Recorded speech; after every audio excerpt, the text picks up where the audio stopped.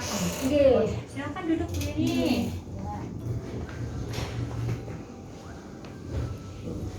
Iya. Bu Yeni ini mau tete. Oh iya. Ya, Bu Yeni, perkenalkan ya. Saya bidan medis ya. Saya saat ini lagi mengambil profesi kebidanan. Ya, Bu Yeni bersedia ya. Ini mau saya ambil video terus nanti agak lama ya. Saya tanya-tanya dulu ya. Oh, ya, makasih Bu Yeni. Ya. Bu Yeni, saya mau tanya dulu ya. Ya. Ini namanya Bu Yeni ya. Iya. Umurnya 23. 23 ya, sukunya Jawa. Jawa. Ya, terus agamanya Islam. Iya. Pendidikannya apa Bu Yeni? SMA. SMA. Ya, pekerjaannya karyawan. Ya, alamatnya Pekalongan. Ya. Nama pasangannya siapa Bu Yeni? Tuan Hadi ya? Iya, Pak. Ya. Umurnya 24. 24. Ya. Sukunya Jawa. Jawa. Ya. Agama Islam. Iya. Pendidikannya Mas Hadi apa? SMA. Iya. Terus pekerjaannya wira swasta. Ya. Ya, baik. Ini mau tete ya, calon pengantin ya. Ada keluhan nggak? Keluhannya sih nggak ada, cuman Nggak ada ya? nggak ada. Ya, oke. Terus kalau riwayatnya, saya mau tanya dulu waktu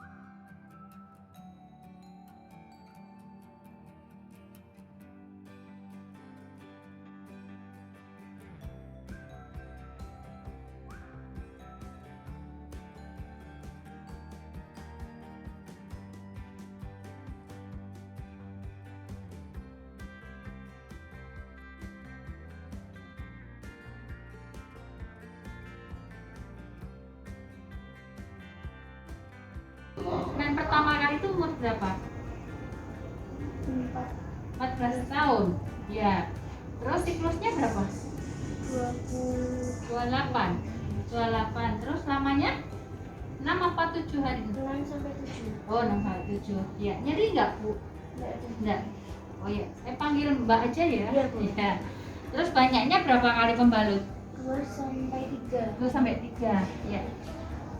Riwayat kesehatan, maksudnya ini klien maaf, Mbak Yeni ini pernah menderita sakit kayak batuk lama, terus kencing manis kayak gitu? Enggak ada. Terus gagal ginjal kayak itu, jantung enggak ada. Terus di keluarga juga ada kayak gitu enggak? Ya, ada yang keturunan seperti itu enggak? Kencing manis, tensi tinggi kayak gitu? Enggak ada juga. Oh iya. Enggak ada yang batuk lama juga ya, TBC itu enggak ada ya. Terus riwayat imunisasi TT nih. Kalau TT waktu SD sudah imunisasi belum, Mbak Yeni? Pernah ikut. Berapa kali? 2 kali. Oh, 2 kali ya, baik. Terus gini Mbak Yeni, kalau ini setelah nanti menikah, ini Mbak Yeni akan langsung punya anak atau ya? Iya, rencananya. Mau ini langsung punya anak. Oh ya. Terus untuk makan nih Mbak Yeni ya, pola makan biasa ya, 3 kali ya. Nasi ya biasa ya. Terus lauknya biasa, daging, tempe kayak gitu, sayur gitu ya. Buahnya kadang buah seminggu sekali atau 3 kali? 3 kali ya. Terus cemilan enggak Mbak Yeni? Iya, nyemil juga. Apa keripik kayak gitu, gorengan kayak gitu? Oh iya. Terus minumannya biasa air putih atau suka air teh enggak? Oh gitu ya. Terus untuk pola ini nih eliminasi atau pipis itu biasa normal? Iya, oke. Terus jernih ya, itu ya. Ya, terus kalau buang air besar biasanya sehari sekali. Oh, iya iya. Terus mandi biasa ya, 2 kali ya, gosok gigi, keramas kayak gitu ya, biasa normal ya. Terus tidur berapa? 8 jam? Ada kalau malam. Malam. Ya, oke. Terus tidur siang juga? Kalau libur aja. Oh, libur. Oh iya ya. Kalau olahraga? Seminggu sekali atau jarang nih? Ya lumayan. Jarang. Oh iya ya. Oke. Kebiasaan keluarga di ini ada yang merokok kayak gitu enggak? Enggak ada ya. Minuman, obat-obatan kayak gitu enggak ada ya? Iya, enggak ada. Oke. Terus ini kalau untuk persyaratan persiapan pernikahan ini Bu Yeni, Mbak Yeni nih, ini persiapan ya, untuk minta surat keterangan nikah ini ya. Cutinya sudah mulai mengatur? Sudah. Kalau tanggal-tanggal untuk perkawinan ini sama orang tua ditentukan orang tua. Oh, orang tua. Ya, Mbak Yeni nanti waktu kalau sudah menikah, terus tinggalnya di mana Mbak Yeni? Di rumah pasangan saya. Oh, di rumah orang tua tentunya ya. Biasa kalau Mbak Yeni udah cukup lama pacaran sama ininya. Berapa tahun kalau boleh tahu? Berapa tahun? 3 tahun. Oh ya. Oke. Terus kalau soal komunikasi atau keputusan masalah kayak gitu biasa dipecahkan bersama. Iya. Itu nggak ada ini ya, pasangannya juga nggak ada menurut tanggal-tanggal kayak ini kalau tanggalnya harus wetonnya kayak gitu nggak ada ya? Atau masih menganut seperti itu? Enggak. Oh iya. Oke. Terus nanti orang tua juga mendukung, semuanya mendukung? Iya. Terus kalau orang terdekat Mbak Yeni biasanya kalau ada masalah nih Mbak Yeni biasanya dicurhatin sama siapa? Orang tuanya Mbak Yeni. Ya, baik. Mbak Yeni, saya mau tanya ini, sejauh ini Mbak Yeni apa yang belum diketahui atau yang sudah diketahui Mbak Yeni Kalau nikah itu nanti kan rencana saya mau langsung hamil. Itu kira-kira gizi apa yang bagus untuk saya supaya bisa mempersiapkan saat mau hamilnya itu, Bu. Masih belum paham apa aja makanan yang bagus buat saya sama suami saya.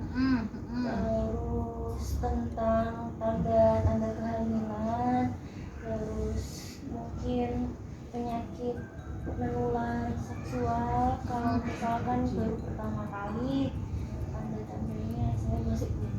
Oh iya, baik. Nanti akan saya jelaskan ya, Mbak Yani ya. Ini sebelumnya saya akan memeriksa Mbak Yani dulu secara ini apa namanya tensi, tinggi badan dan saya cuci tangan dulu ya, Mbak Yani.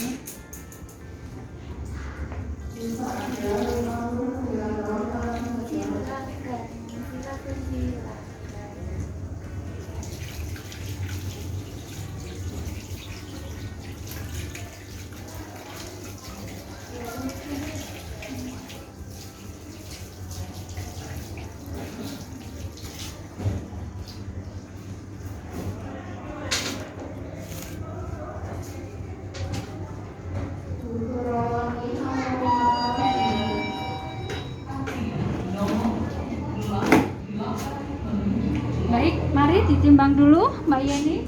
Dilepas ya.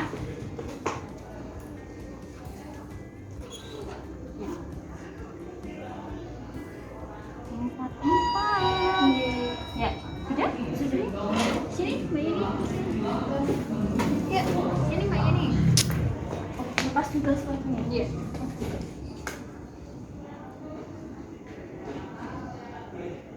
Satu lima lima. Ya. Saya ukur lilanya ya.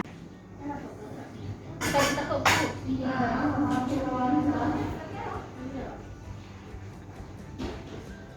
Ini untuk mengukur apa? Ini mengukur status gizinya ya. Iya. Oh, nilainya 23 ini. Ya, sudah. 23 ini, Bu, ya. Yuk, mari sini yuk, silakan. Nah, saya periksa dulu ya.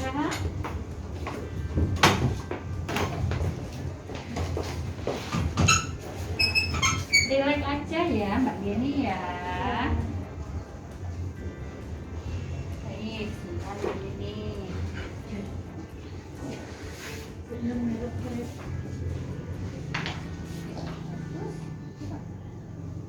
Ya.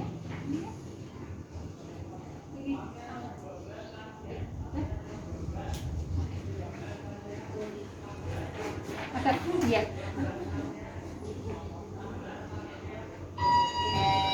Saya periksa payudaranya ya Mbak. Ya. Ini periksa payudaranya. Ya, dari sini ya nanti dipegang di laba ya sampai di sini muter. Ya. Ini periksa payudara sendiri. Ya, jadi untuk mengetahui apa namanya kanker payudara. Nih, ya kalau ada gejolak, nah itu dari nanti kita curiga seperti itu ya.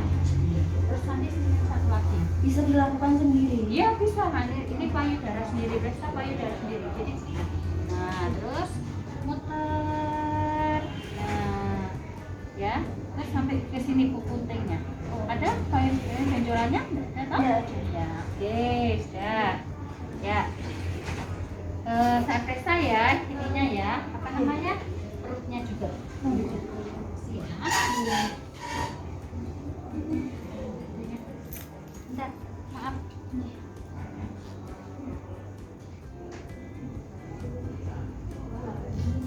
Kesini aja kan.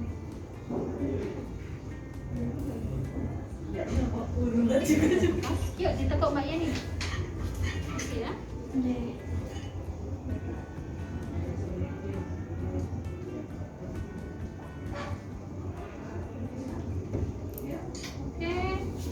Ya saya periksa varisesnya di sana. Ada. Oke ya. Nah, Ya. Oke. Dan Yeni silahkan. Ya, duduk. Iya. Iya. Silakan kembali ke tempat. Terima kasih. Duduk sendiri. Oh iya, maaf, tadi belum ditensi ya. Ya, saya tensi dulu Mbak Yeni.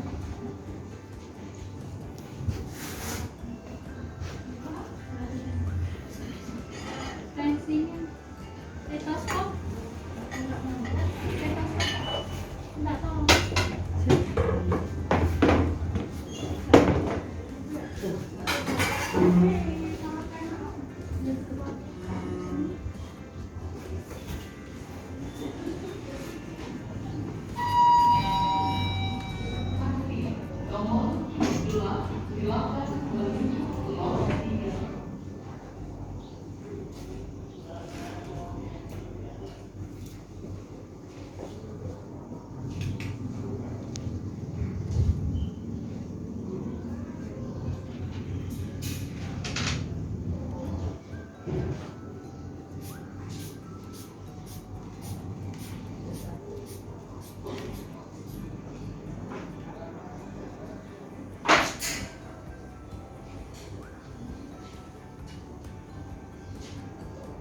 Seratus 10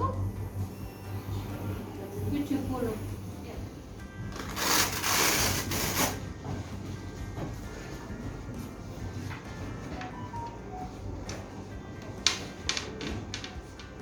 Isi ya.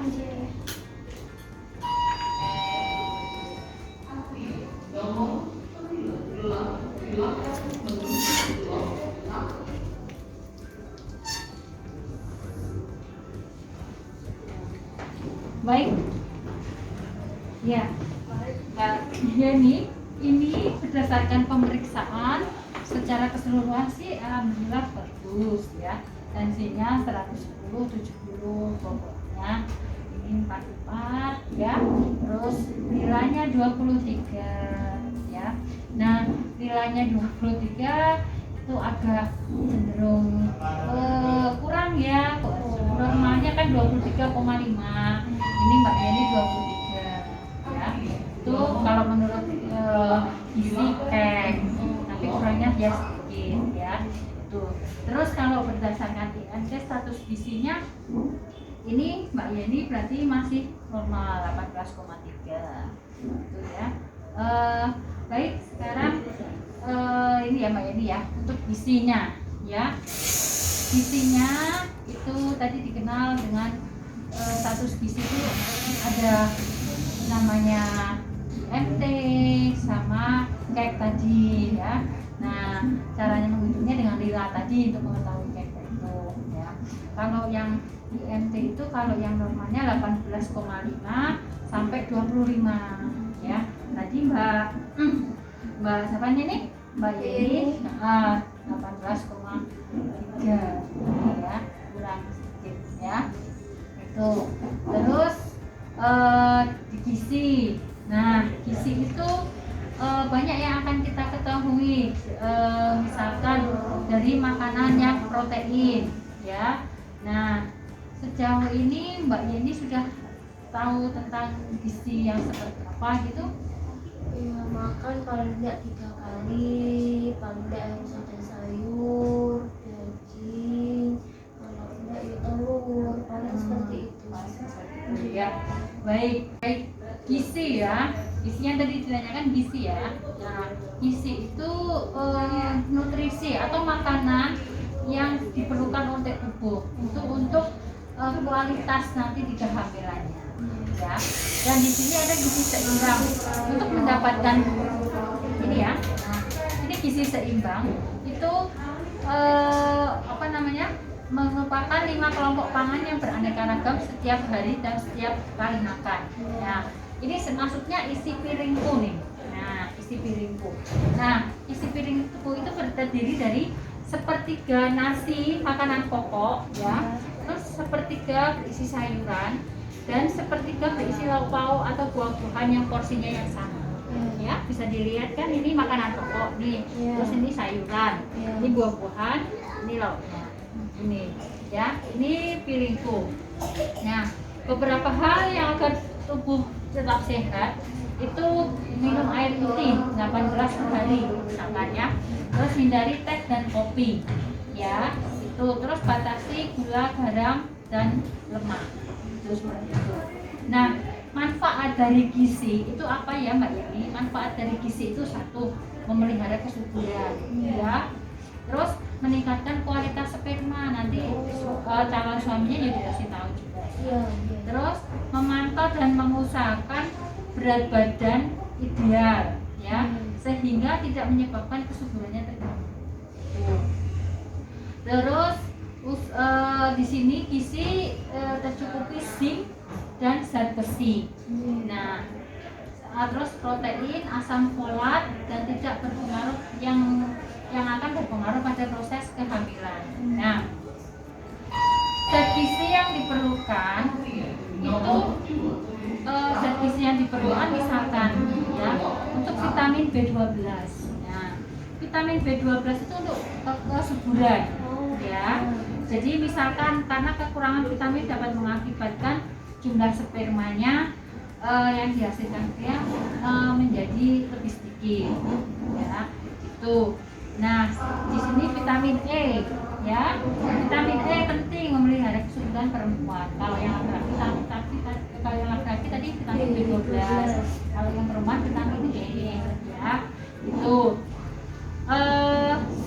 Vitamin. Nah, terus di sini ada zat gizi mikro. Zat gizi mikro itu zat besi, zinc ya, terutama zat besi, zinc. Nah, zat besi dan zinc yang penting itu mineral, terus dibutuhkan tinggi. Misalkan zat besi dan zinc itu bisa didapatkan dari ikan laut, sayurannya berwarna hijau. Sama dengan zat besi juga seperti itu, protein ya, itu. Dan itu untuk membentuk sel-sel yang baru ya, itu. Terus asam folat itu pembentukan otak. Di sini untuk mencegah kecacatan bayi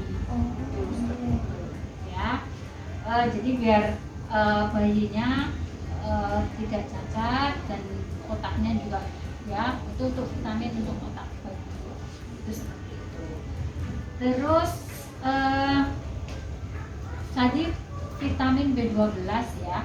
Vitamin B12 itu berupa tadi daging, susu, keju, kayak gitu kan. Ya, protein. Kalau vitamin E tadi kacang-kacangan ya, minyak kelapa, biji bunga matahari, terus dan tauge itu. Murah kan itu tauge kayak gitu. Nah, kalau zat besi udah tahu, daging, telur, ikan, bayam berwarna hijau, brokoli gitu ya, itu zat besi. Terus kalau yang zinc itu seperti tadi yang saya bilang, daging, telur, ayam, keju, protein hampir sama ya, itu. Kalau asam folat, buah-buahan dan sayuran yang berwarna hijau. Terus gimana? Mbak paham sampai di sini? Insya Allah paham. Ya, tadi yang vitamin B12 seperti daging-dagingan, terus yang berprotein kayak sayuran, daging, terus ya.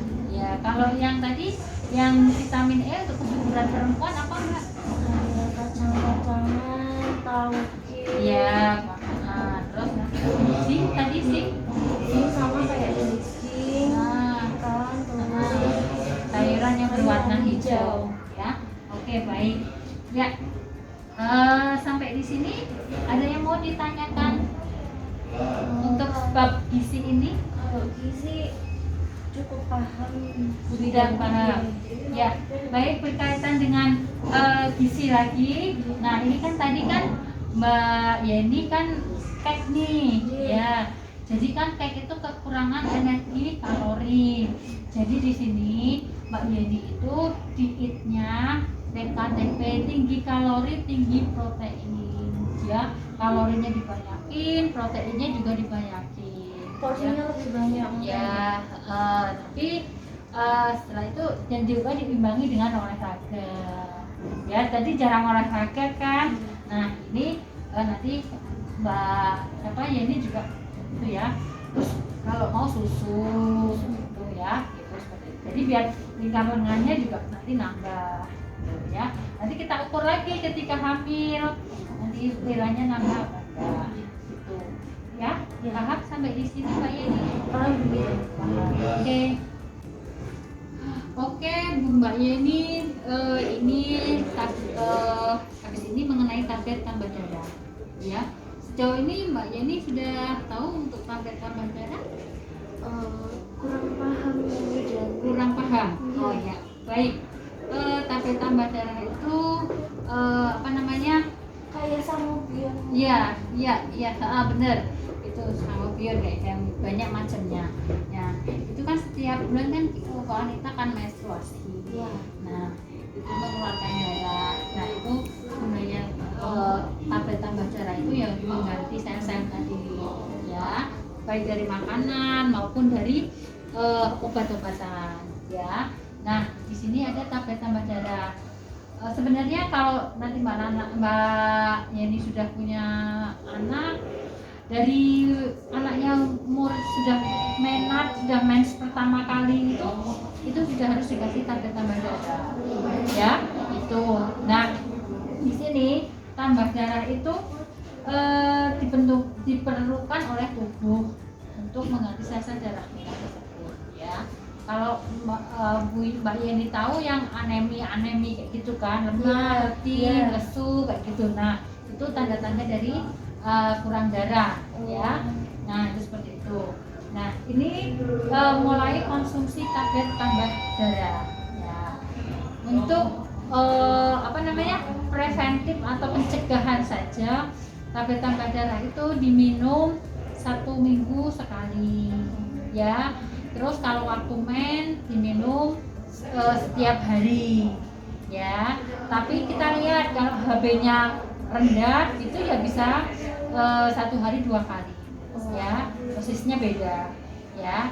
Nah, tablet tambah darah itu sebaiknya diminum pada malam hari sebelum tidur karena efek sampingnya mual, sembelit, ya. Jangan kaget kalau nanti Mbak Yeni minum tablet tambah darah terus kok nya atau BAB-nya jadi hitam, nggak apa, itu karena reaksi dari obatnya, itu seperti itu, ya.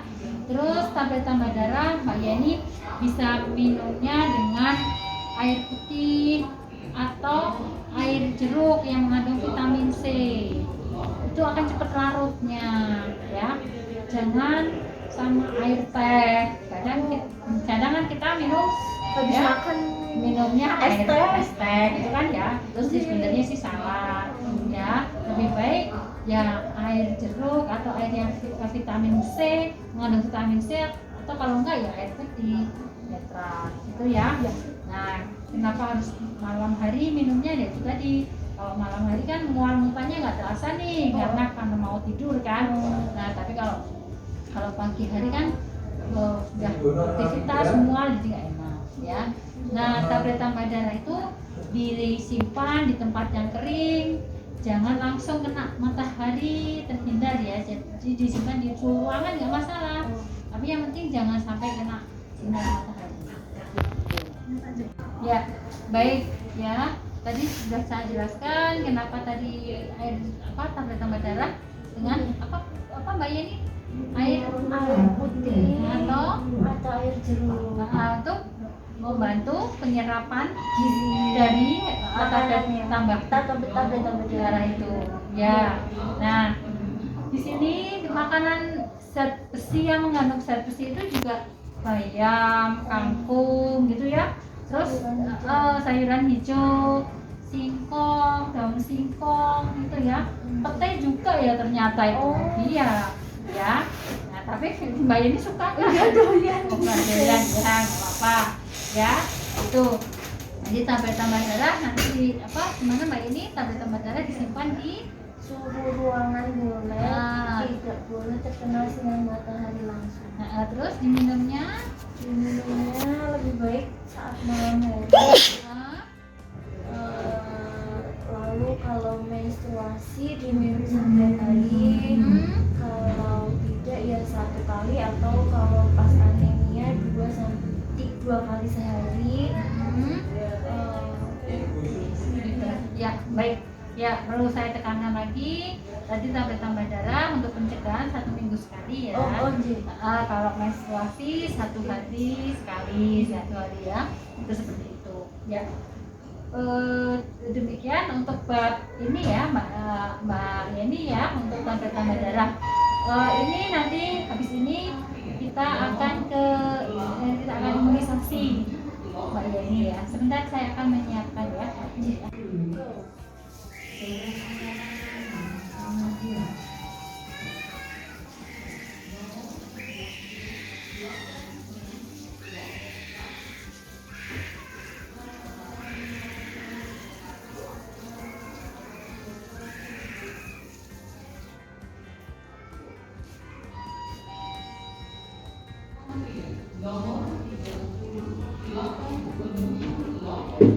Saya suntik dulu ya, Mbak Yeni ya. Sakit buatan sebidan. Udah, nanti aja. Ini ya, tete ya, Mbak Yeni ya.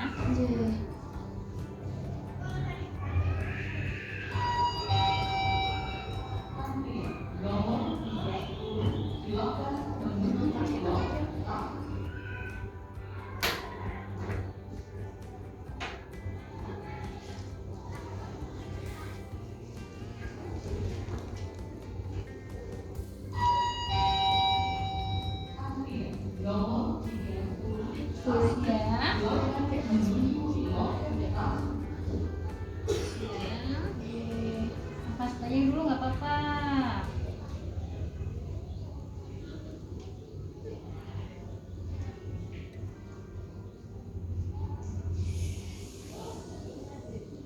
Ya.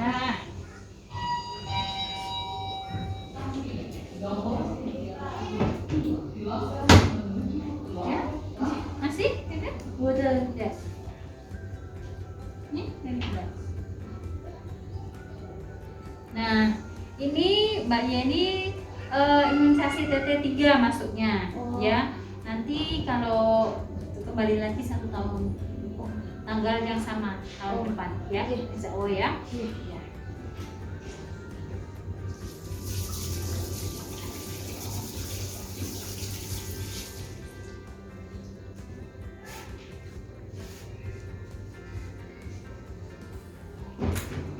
Nanti kalau di rumah kemang nggak gitu ya, nggak enak, itu nanti kompres hangat aja, nggak apa-apa ya.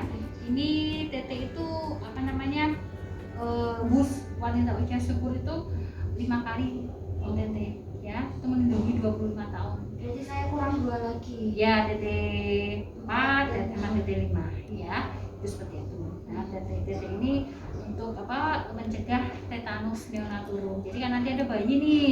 Nah, itu untuk preventif aja, mencegah apa namanya, tetanus Pada bayinya. Seperti itu. Nanti kan ada kekebalan yang didapat dari ibu tersebut, antara lain yang kita tinggi ya. Jadi tadi pemberiannya 0,5 tadi ya. Itu ya, paham sampai di sini? Ya, oke. Mari ya. Ini tentang penyakit menular seksual ya, ini ya. Itu ya, bisa dilihat ya. Nah, IMS namanya ya, penyakit infeksi yang ditularkan melalui hubungan seksual. Ya.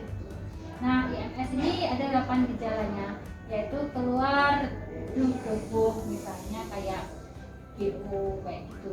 Apa sih penyakit kayak kelamin gitu ya. Terus misalkan yang dari keluar apa namanya, kayak nanah kayak gitu. Kayak keputihan itu juga nggak boleh. Ya, tapi kayak ada nanahnya. Itu seperti itu. Terus nanti nyeri perut bawah. Terus kalau pada laki-laki pembengkakan di skrotum ya. Dan ini mengakibatkan apa yang namanya penyakit mata pada bayinya nanti. Ya, karena kan keluar misalkan kalau lahirannya jalan lahir biasa kan seperti itu menular ya, cairan alat kelamin itu menular ya, seperti itu. Nah, ini tanda-tandanya. Nah, ya bisa dilihat ya Mbak Yeni ya di sini ya. Nah, ini ada GO nih, kencing nanah nih ya. Ini pada laki-laki biasanya, ya. Itu kental putih kekuningan itu kencingnya, ya. Terus seringkali sakit kalau pipis, ya. Itu. Nah, terus sifilis nih tadi yang ada pemeriksaannya. Nah, luka koreng jumlahnya tidak satu, lonjong, ya, keras, tidak ditekan, ya. Kalau menjadi getah bening dilipat paha, membesar, kenyal dan tidak nyeri pada penanganan. Ini nggak boleh nih kalau ada kayak gini terus hubungan intim, ya, menghindari ya. Tuh. Terus herpes genital tuh kayak bintil-bintil kayak gitu, ya. Nah, di alat kelaminnya, ya. Itu. Terus nanti bayinya sakit mata kayak sakit mata itu biasanya bayinya keluar matanya keluar nanah, ya, tidak terlalu banyak ini. Terus ini kondiloma lacuminata ini kayak jengger ayam tuh, ada kan di sini. Nah, itu jengger ayam. Itu pada wanita menimbulkan kanker mulut rahim. Itu seperti itu, ya. Jadi di sini semua penyebabnya itu tidak setia pada pasangan, hubungan dengan pasangan lain, tidak sama pasangannya. Terus seperti itu, ya. Terus, nah ini juga nih, ini jamur nih, Candidiasis vagina, nih, ya biasanya tuh jamur, ya, itu.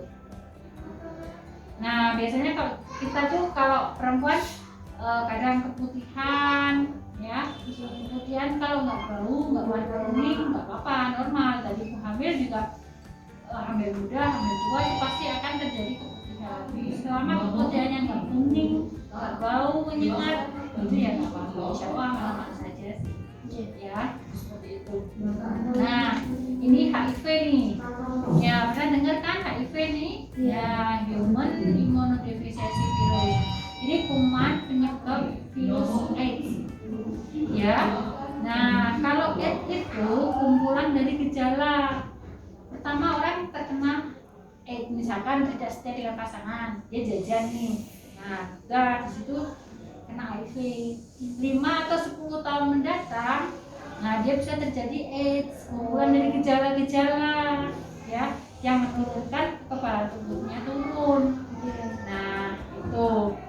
Nah itu biasa hubungan hubungan selain pasangan menularnya. Terus jarum suntik itu bisa menular, ya. Terus kalau di ibu bersalin, ibu melahirkan apa?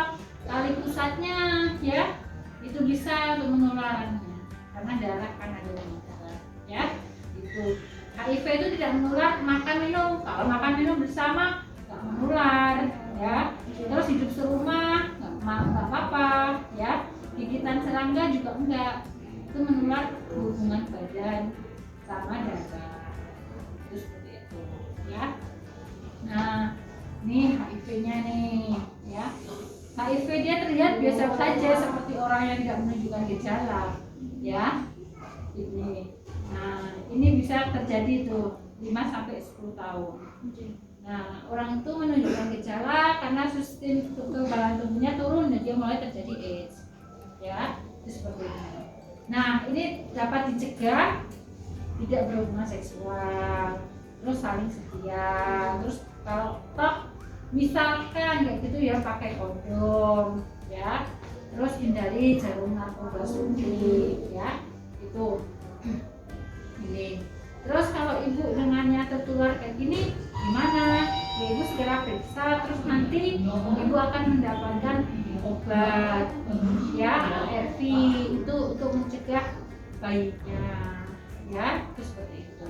Dan itu untuk mempertahankan antibodinya ibu minum ARV itu, ya, itu seperti itu. Nah, sampai di sini ada pertanyaan, Bu?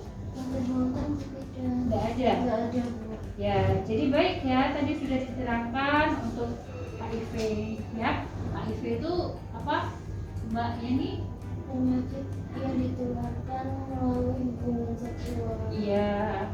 Terus? Terus tidak ada tanda gejala. Dia menular dengan apa? Lewat hubungan seksual dan darah atau jarum suntik. Iya.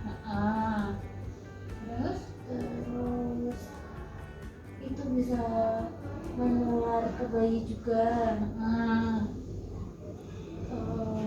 Nanti kalau misal tertular harus minum obat untuk menjaga supaya Daya tidak tahan tubuhnya itu. daya tahan tubuhnya meningkat dan tidak menularkan ke bayi.